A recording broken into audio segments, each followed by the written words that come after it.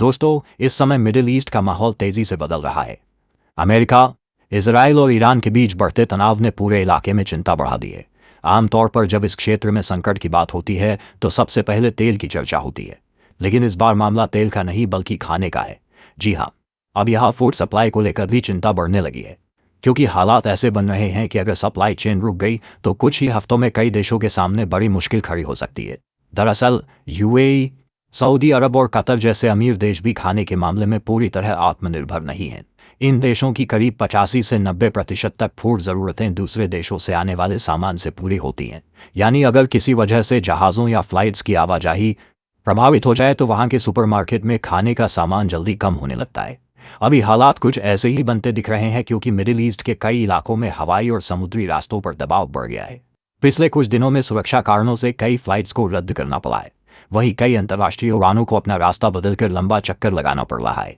इसका असर सिर्फ यात्रियों तक सीमित नहीं है, बल्कि इससे खाने की सप्लाई भी प्रभावित होती। बहुत कम लोग जानते हैं कि अंतर्राष्ट्रीय यात्री विमानों में सिर्फ यात्री ही सफर नहीं करते, बल्कि उन्हीं विमानों के नीचे बने कार्गो हिस्से में बड़ी मात्रा में फल, सब्जियां और दूसरे ताज़े खाद्य पदार्थ भी भेजे जाते हैं। यानी जब उड़ानों की संख्या कम हो जाती है तो ताज़े खाने की सप्लाई भी धीमी पड़ने लगती है। यही वजह है कि इस समय मिडिल ईस्ट के कई देशों में फूड सप्लाई को लेकर सतर्कता बढ़ा दी गई है। खासकर यूएई जैसे देश ने तुरंत अपनी रणनीति बदल दी है ताकि ताज़े खाने की सप्लाई, सुपरमार्केट में ताज़े फल और सब्जियों की कमी ना हो। अब वहाँ की बड़ी कंपनियां सिर्फ यात्रियों वाली फ्लाइट्स पर निर्भर रहने के बजाय सीधे कार्गो फ्लाइट्स का सहारा लेने लगी है। इसी कोशिश के तहत 7 मार्च को अबू धाबी एयरपोर्ट पर एक खास कार्गो फ्लाइट उतरी। यह फ्लाइट सीधे भारत से आई थी और अपने साथ लगभग 80,000 किलोग्राम ताज़े फल और सब्जियां लेकर पहुंची थी। इस पूरी खेप में करीब 12,000 पैकेट शामिल थे। सामान को यूएई की बड़ी रिटेल कंपनी लुलु ग्रुप इंटरनेशनल ने मंगवाया था ताकि देश भर के सुपरमार्केट में ताज़ा खाने की सप्लाई बनी रहे। सबसे दिलचस्प बात यह है कि इस पूरे संकट के समय एक बार फिर भारत मदद के लिए आगे आया है। जब कई देश इस क्षेत्र में जहाज या कार्गो भेजने से बच रहे हैं, तब भारत ने ज़रूरी खाद्य सामग्री की सप्लाई जारी रखी है। यही वजह है कि अब एक बड़ा सवाल उठने लगा है कि क्या मिडिल ईस्ट में सच में फूड सिक्योरिटी का बड़ा संकट आने वाला है, और अगर ऐसा होता है तो इस पूरे मामले में भारत की भूमिका कितनी बड़ी हो सकती है। चलिए पूरी अपडेट को समझते हैं, लेकिन आगे बढ़ने से पहले इस वीडियो को एक लाइक करके चैनल को सब्सक्राइब जरूर कर लीजिए, क्योंकि हम आपके लिए हर रोज़ ऐसी ही खबरों का विश्लेषण लाते हैं। सबसे पहले ये समझिए कि इस पूरी सप्लाई को भारत से यूएई तक पहुंचाने का काम एक कार्गो फ्लाइट के जरिए किया गया। इस फ्लाइट को इतिहाद एयरवेज ने ऑपरेट किया था और इसका मकसद साफ था कि ताज़े फल और सब्जियां जितनी जल्दी हो सके यूएई के बाजार तक पहुंच जाएं, क्योंकि ताज़े खाने के सामान में समय सबसे बड़ा फैक्टर होता है। अगर इन्हें समुद्री रास्ते से भेजा जाता तो कई दिन लग सकते थे और इस दौरान इनके खराब होने का खतरा भी बढ़ जाता। यही कारण है कि जब भी वैश्विक सप्लाई चेन पर दबाव आता है तो बड़ी कंपनियां तुरंत अपनी लॉजिस्टिक्स रणनीति बदल लेती हैं। सामान्य दिनों में देशों के बीच सामान भेजने के लिए समुद्री रास्तों और यात्री उड़ानों का ही सबसे ज़्यादा इस्तेमाल किया जाता है। लेकिन जब हालात अचानक बदलने लगते हैं तब सबसे तेज़ विकल्प यानी कार्गो फ्लाइट्स को प्राथमिकता दी जाती है, ताकि ज़रूरी सामान बिना देरी के बाजार तक पहुंच सके। यूएई के लिए यह मामला और भी ज़्यादा महत्वपूर्ण हो जाता है, क्योंकि यह देश अपने खाने का बहुत बड़ा हिस्सा विदेशों से मंगाता है। खासकर ताज़े फल और सब्जियों के मामले में यूएई कई देशों पर निर्भर है। ऐसे में अगर सप्लाई चेन में थोड़ी सी भी देरी हो जाए तो उसका असर सीधे सुपरमार्केट की शेल्फ पर दिखने लगता है। इसलिए वहाँ की बड़ी रिटेल कंपनियां पहले से ही सतर्क होकर कदम उठा रही है। दिलचस्प बात यह है कि यह पहली बार नहीं है जब संकट के समय भारत यूएई की मदद के लिए आगे आया हो। कुछ साल पहले जब पूरी दुनिया कोविड महामारी से जूझ रही थी, तब कई देशों ने अपने बॉर्डर बंद कर दिए थे। अंतर्राष्ट्रीय आवाजाही लगभग रुक गई थी और कई देशों की को खाने पीने की सप्लाई में भारी परेशानी होने लगी थी। उस समय भी यूएई को फूड सप्लाई का बड़ा संकट झेलना पड़ा था, लेकिन उस मुश्किल दौर में भी भारत ने हजारों टन खाद्य सामग्री यूएई तक पहुंचाई थी। यही वजह है कि आज भी दोनों देशों के बीच फूड ट्रेड बहुत मजबूत माना जाता है। उदाहरण के तौर पर यूएई में खपत होने वाले 60% से ज़्यादा चावल भारत से ही जाते हैं। यानी वहाँ के लोगों की थाली में जो चावल पहुँचता है उसका बड़ा हिस्सा भारत की खेतों से आता है।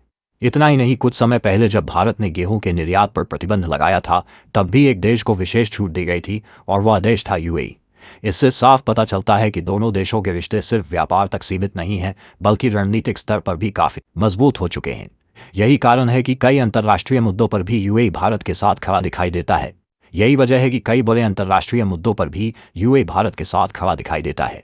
जब भारत ने जम्मू कश्मीर से आर्टिकल 370 हटाने का फैसला लिया था, तब भी यूएई ने खुलकर भारत का समर्थन किया था। इतना ही नहीं, जम्मू कश्मीर में निवेश करने वाले शुरुआती देशों में भी यूएई शामिल रहा है। यही कारण है कि आज जब मिडिल ईस्ट में तनाव बढ़ रहा है तो भारत और यूएई की यह साझेदारी और ज़्यादा मजबूत दिखाई दे रही है।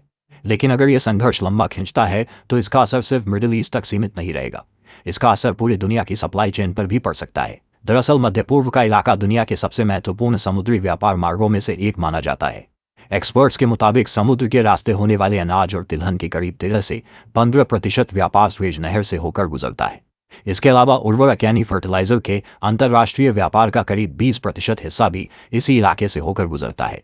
वहीं स्ट्रेट ऑफ हॉर्मुज भी एक बेहद अहम समुद्री रास्ता माना जाता है, क्योंकि इसी मार्ग से तेल के साथ साथ खेती से जुड़े कई ज़रूरी कच्चे पदार्थ दुनिया के अलग अलग देशों तक पहुंचते हैं। अगर यहाँ जहाज़ों की आवाजाही लंबे समय तक प्रभावित होती है तो इसका असर सीधे वैश्विक कृषि व्यापार पर पड़ सकता है। भारत के लिए भी यह स्थिति चिंता का कारण बन सकती है, क्योंकि भारत खुद कई कृषि उत्पादों का एक बड़ा निर्यातक है। उदाहरण के तौर पर साल 2025 में भारत ने ईरान को करीब $1.2 अरब का सामान निर्यात किया था, जिसमें सबसे बड़ा हिस्सा चावल का था, जिसकी कीमत लगभग $747 मिलियन थी। इसके अलावा भारत बड़ी मात्रा में चाय भी ईरान को भेजता है। इसी तरह भारत हर साल करीब 60 लाख टन बासमती चावल दुनिया के अलग अलग देशों में निर्यात करता है। इसके सबसे बड़े खरीदारों में सऊदी अरब, इराक, यूएई और यमन जैसे मिडिल ईस्ट के देश शामिल हैं। लेकिन मौजूदा तनाव की वजह से इस क्षेत्र में चावल की शिपमेंट धीमी पड़ने लगी है। रिपोर्ट्स के मुताबिक करीब 2 से 2.5 लाख टन बासमती चावल इस समय भारतीय बंदरगाहों पर अटका हुआ है। करीब 3000 कंटेनर कांडला और मुंद्रा जैसे पोर्ट पर खड़े हैं, क्योंकि जहाज़ों की उपलब्धता कम हो गई है और बीमा लागत भी तेज़ी से बढ़ रही है। अगर हालात जल्दी सामान्य नहीं होते तो इसका असर व्यापार के साथ साथ किसानों और निर्यातकों पर भी पड़ सकता है। आने वाले दिनों में यह देखना बहुत महत्वपूर्ण होगा कि मिडिल ईस्ट का यह तनाव किस दिशा में जाता है। अगर हालात जल्दी शांत हो जाते हैं तो सप्लाई चेन भी धीरे धीरे सामान्य हो सकती है, लेकिन अगर संघर्ष लंबा खींचता है तो इसका असर तेल, खेती, व्यापार और खाने की कीमतों तक पहुंच सकता है। ऐसे समय में देशों के बीच भरोसेमंद साझेदारी बहुत बड़ी ताकत बन जाती है, और इसी वजह से भारत और यूएई की यह दोस्ती सिर्फ व्यापार नहीं बल्कि भरोसे और सहयोग की एक मजबूत मिसाल बनकर सामने आ रही है। फिलहाल आप इस पूरे मामले को कैसे देखते हैं? अपनी राय हमें कमेंट में ज़रूर बताइए। और अगर आपको लगता है कि मुश्किल समय में भारत और यूएई की यह दोस्ती वाकई खास है तो कमेंट में एक बार जय हिंद ज़रूर लिखिए। जय हिंद, जय भारत।